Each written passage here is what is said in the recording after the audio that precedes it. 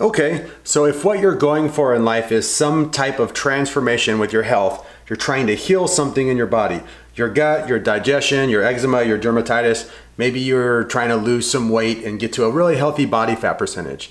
No matter what you're trying to do, if you're trying to heal your body, then autophagy is the most important thing. Speed up autophagy and you will have a lot faster results and you will feel absolutely amazing. Autophagy is the body's ability to cleanse and detox on a cellular level. In today's video, I want to give you guys the 7 protocols, the 7 habits that are the most effective for drastically changing and speeding up the autophagy that is going on inside of your body. These 7 things, out of everything I've tried, everything I've done, out of all the experiences my clients and the people that work with me have had, these 7 things are by far the most drastic way to improve autophagy and speed up the recovery process. Stay tuned.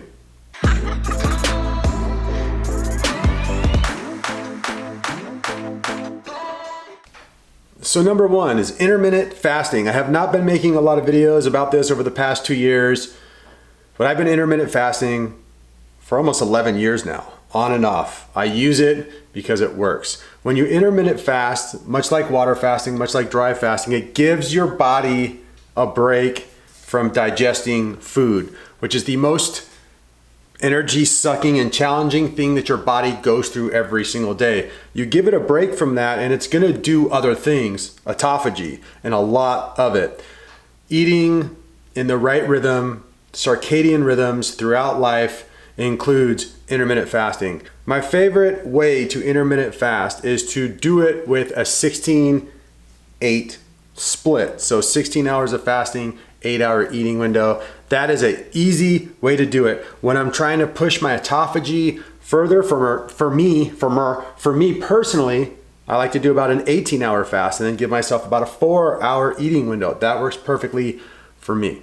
And much like intermittent fasting, intermittent dry fasting works awesome for autophagy. Now, the reason why I do the dry fasting intermittently is because through my work with clients and testing this over and over and over and over and over and over and over again for years and years and years, dry fasting done alone, meaning you're pushing your dry fast for 24 hours or as long as you possibly can, you have less autophagy if you only dry fast in an intermittent dry fasting style. I have done a full-length video on how to do that. It's only a few weeks back, so give that a peep if you want the details. Number 3, water fasting. You get the same benefits that you do from intermittent fasting and dry fasting, except it's kind of like on steroids. The water fasting is a big intervention. You don't want to overdo your water fasting, but if you hit water fasting in a balanced way, and you know how to re-nourish yourself and come off water fast correctly, they can make your autophagy literally be about 5 times stronger over the course of a year than it would if you're not doing any water fasting at all. Water fasting is Viagra for autophagy. Okay, and in my opinion, there's lots of diets out there for many different people to have many different specific results and many different interventions that you can use diet to accomplish.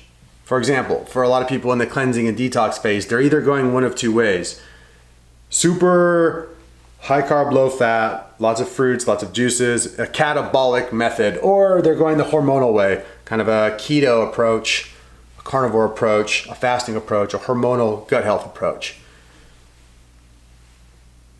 With all of the diets I've been on, and with all the diets that my clients are currently on, it's pretty obvious which ones are based in changing the hormones of the body compared to ones that are catabolic, cleansing and detoxing the body from a catabolic standpoint. So in terms of a diet that can aid autophagy the absolute best, it's going to be the keto diet, or something that is a fat adaptation diet or fat adapted diet. If you're like a high fat carnivore diet, that will work. A keto diet will work. And some people, depending on how high their carbs are, who are on a paleo or primal diet, might be dipping into ketosis as well. I don't know what my diet is currently called. I call it my diet. I'm pretty sure that I'm near ketosis or in ketosis all the time. I know my body is fat adapted for sure.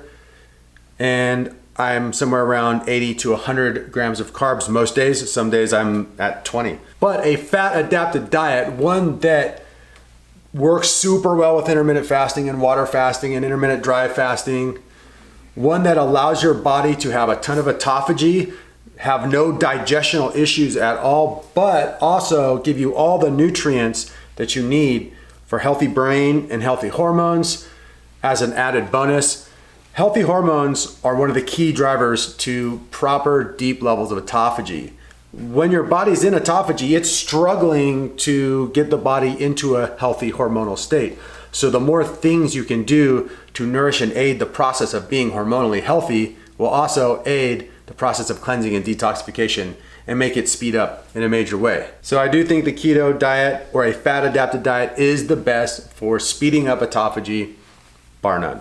Breath work. If you don't know who Wim Hof is at this point, please check out Wim Hof. One of the things that he does besides a lot of cold exposure treatments is he is super into deep breath work. He kind of does a fire breath approach, and it really regulates the autoimmune and the immune response to the fight or flight.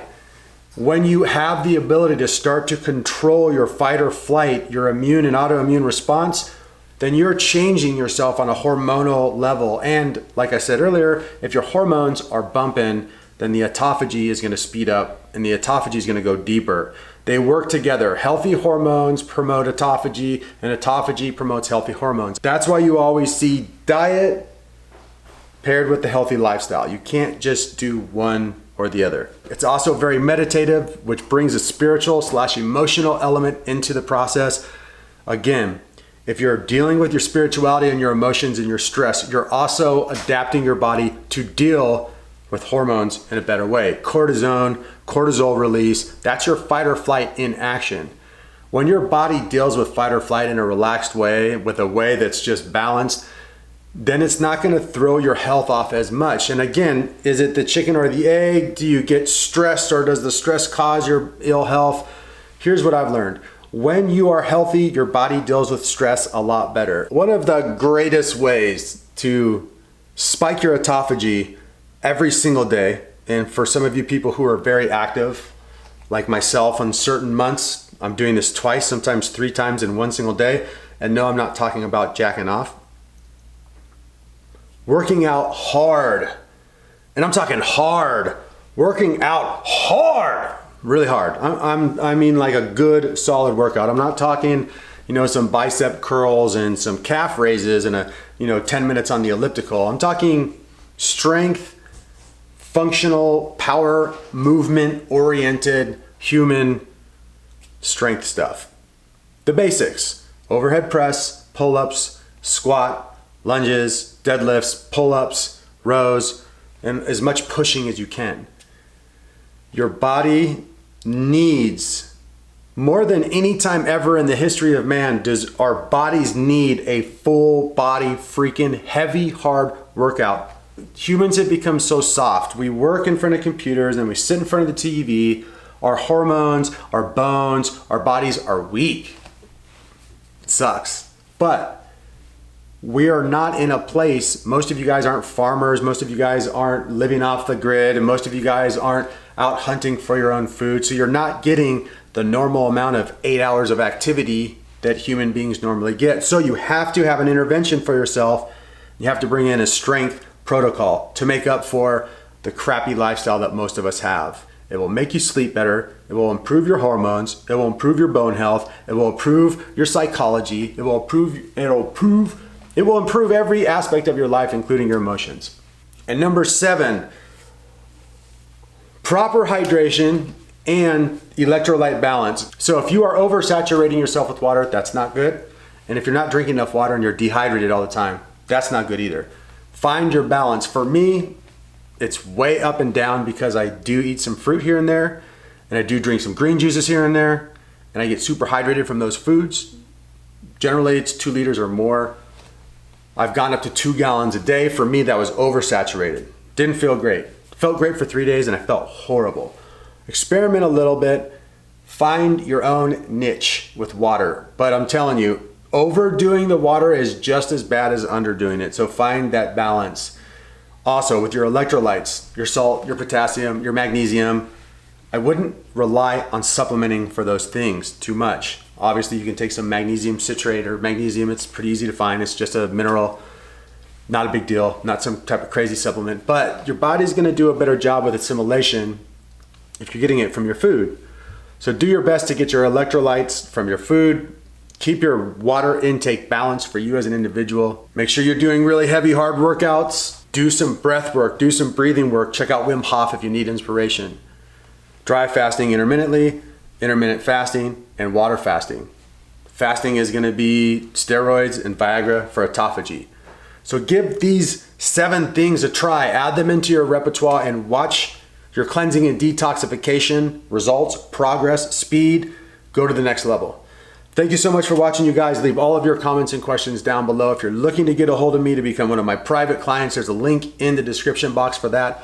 On Instagram, I'm there as Stewart, Rob Stewart. In real life, I'm just Rob Stewart. I think I already said this, so I'm gonna say it again because I can talk real fast. If you're new to this channel, remember to subscribe and share. And if you're old to this channel, thanks so much for watching. I love you guys.